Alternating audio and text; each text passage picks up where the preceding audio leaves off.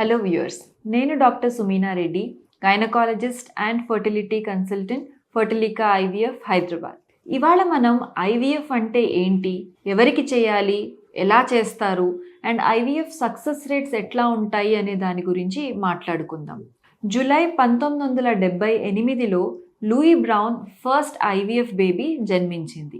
ఆ తర్వాత నుంచి ప్రపంచవ్యాప్తం సుమారు 10 మిలియన్ల మంది ఐవీఎఫ్ ద్వారా పుట్టారు. ఈ ఐవీఎఫ్ అనేది టెస్ట్ ట్యూబ్ బేబీ అని, అట్లాగే ఇన్విట్రో ఫర్టిలైజేషన్ అని చెప్పుకుంటూ ఉంటాము. ఐవీఎఫ్ ద్వారా ఎంతో మంది తమ సంతానలేమి సమస్యకు సొల్యూషన్ పొందారు. నార్మల్గా ప్రతి స్త్రీ శరీరంలో ఒక గర్భసంచి, 2 ఫెలోపియన్ ట్యూబ్స్ అండ్ 2 అండాశయాలు అంటే ఓవరీస్ ఉంటాయి. ప్రతి నెల అండాశయం లేదా ఓవరీలో కొన్ని గుడ్లు పెరగడం స్టార్ట్ అవుతుంది.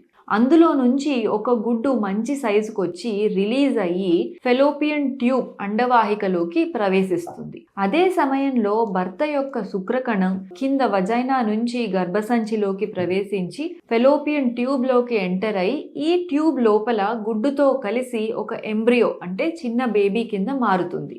ఇది నెక్స్ట్ 3-4 డేస్ ట్యూబ్ లోనే డెవలప్మెంట్ చెంది 5వ రోజు నుంచి 6వ రోజు మధ్యలో గర్భసంచి లోపలి పొరకు అతుక్కొని ప్రెగ్నెన్సీ కింద మారుతుంది.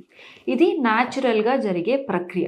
ఫర్ సమ్ రీజన్ న్యాచురల్గా ప్రెగ్నెన్సీ రానప్పుడు మనం గుడ్డుని, శుక్రకణాన్ని బయట ల్యాబొరేటరీలో కలిపి ఎంబ్రియోని తయారు చేసి దాన్ని తర్వాత తల్లి గర్భసంచిలో ప్రవేశించపెట్టడాన్ని ఐవీఎఫ్ లేదా టెస్ట్ ట్యూబ్ బేబీ పద్ధతి అని చెప్పుకోవచ్చు. శరీరంలో న్యాచురల్గా జరిగే ప్రొసీజర్ని ఇన్ వైవో అని, అట్లాగే ల్యాబొరేటరీలో జరిగే ప్రొసీజర్ని ఇన్విట్రో అని అంటారు.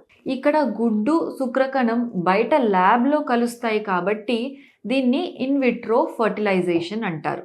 ఇన్విట్రో ఫర్టిలైజేషన్ ఎప్పుడు చేయాలి?